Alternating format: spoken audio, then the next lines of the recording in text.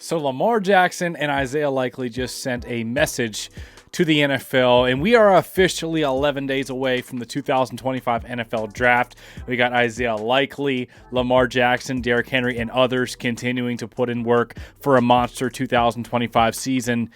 The Ravens, the last 2 years, having their seasons cut short in the AFC Championship, hosting it in Baltimore, losing to the Chiefs, and in the divisional round, a heartbreaking loss to the Buffalo Bills, knocking at the door en route to a Super Bowl championship.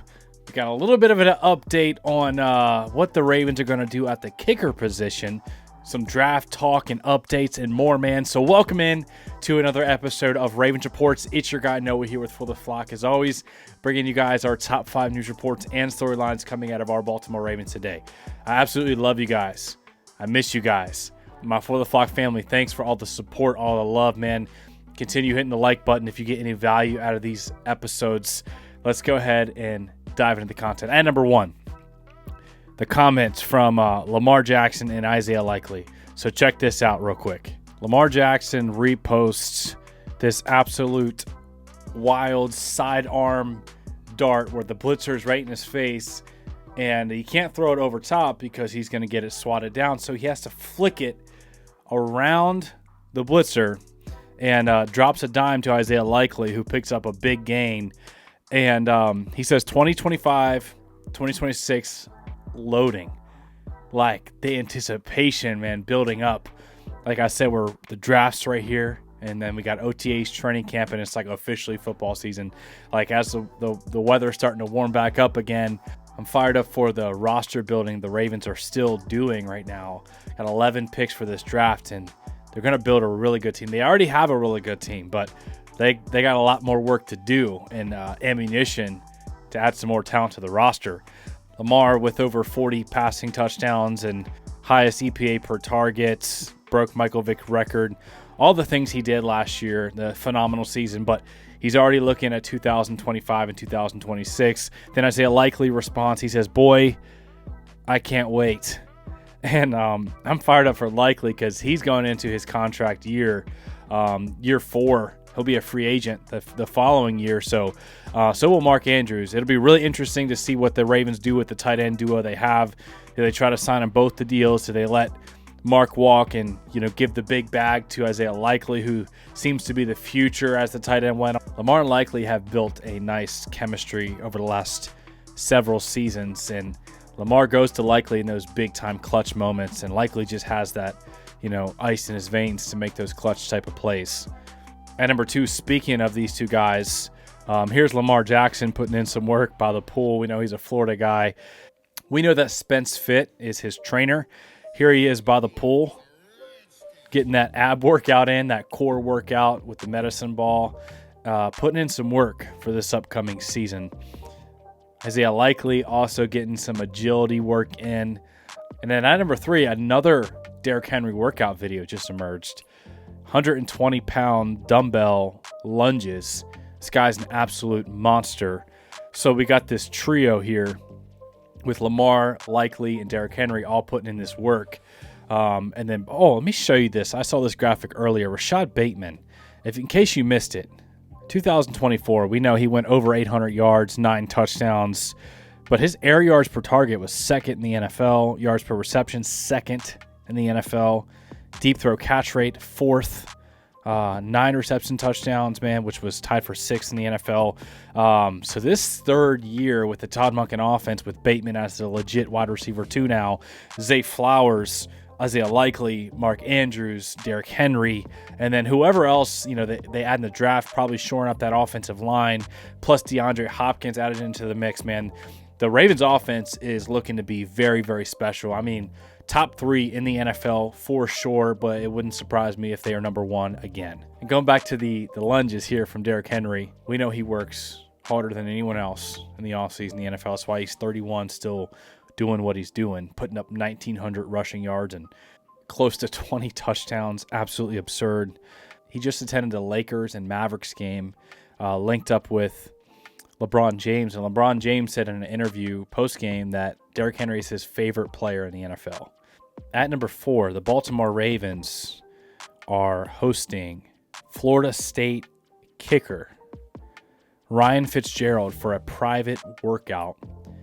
We know the situation that's going on with Justin Tucker, but I said, if you guys remember, whenever the kicking struggles were going on mid-season last year, where it was costing the Ravens games, like every single one of the Ravens losses, you could trace back to a missed field goal or multiple missed field goals that would have changed the direction of the game or even won the game for the Baltimore Ravens. So I was in favor of moving on from Tucker, even whenever he was missing all those kicks.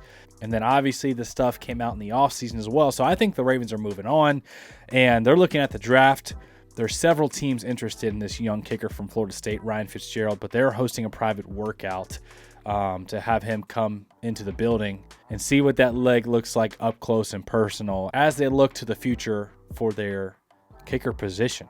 At number 5, speaking of the draft, there's this graphic that came out from Gridiron Grading talking about the strongest position groups in this year's upcoming draft, right? So it's about 12, officially 12 days away, all right? I'm fired up for this year's draft. We'll have some more mock drafts coming out, so make sure you got that subscribe and notification bell on. But the top strongest positions, according to this graphic, is offensive tackle, O-line, edge, and interior defensive line. All really strong positions in this year's draft where the top end talent and the depth is there.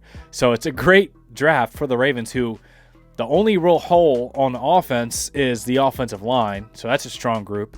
They want to add an edge rusher, and they want to add an interior defensive lineman. They just lost Michael Pierce to retirement. Van Noy's getting older. They need more juice in the pass rush department. So the Ravens' needs are lining up with the strengths of this year's draft class, which is absolutely awesome. Cornerback is the one. Safety and cornerback aren't as strong. The top end talent for cornerback, I think, is pretty good, but then after the second round, it really falls off. So if the Ravens want to get another top corner to start opposite of Nate Wiggins on the outside and then let Marlon Humphrey start in the slot like he did last year, they're going to have to pull the trigger early within the first 2 rounds if they want to get their guy. There's also a couple of safeties, Malachi Starks, Nick Manwari, that they could pull the trigger on in the first round as well.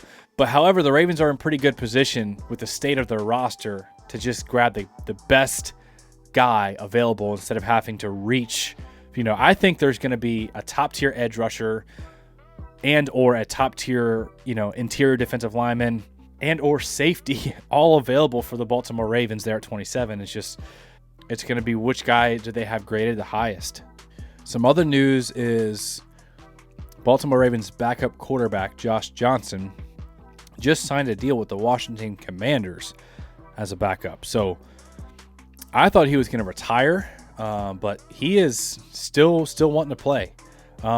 He's been a great mentor for Lamar Jackson to help him, look at tape and process things, and always next to Lamar on the sideline with T. Martin.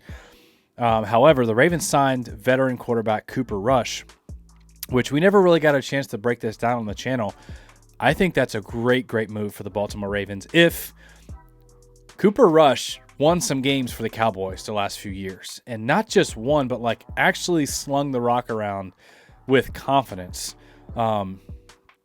If Lamar Jackson, it feels like once or twice a year he gets the flu, stomach bug type of thing, or obviously we want Lamar to be starting every game, but if Lamar misses some time, Cooper Rush is a guy that can operate this offense and just dish it out to the playmakers. Doesn't have to do much, but just get the ball to Flowers, to Likely, to Bateman, to Henry. This is a guy that has experience and has some arm talent. I'm really excited about the Cooper Rush backup signing that the Ravens, they prioritize upgrading that backup quarterback position. And over the last few years where Dak Prescott was banged up a lot, Cooper Rush got a lot of starting experience and fared well in those starts. All right, guys, so Lamar Jackson and Isaiah Likely fired up for this upcoming year. They're putting in that work. We saw what Derrick Henry's doing, had the interaction with LeBron James, which is really cool. The Ravens visits with the kicker. I think the Ravens are going to pull that trigger on a 4th round, 5th round. They got 11 draft picks. So they're going to grab their guy kicker this year, no doubt. The Ravens' needs line up well with the strengths of this draft. Updates here at backup quarterback. So smash the like button if you got any value out of today's content. I love you guys. I appreciate y'all. And let me know in the comments how you guys would feel about a live For the Flock draft party.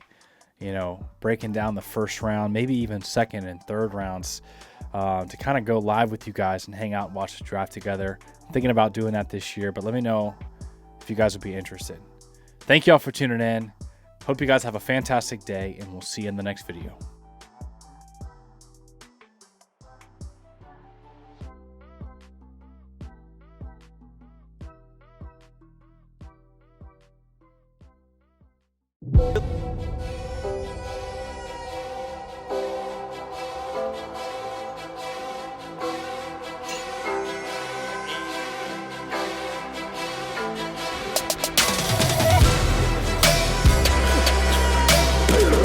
When he wasn't looking, he ran me over.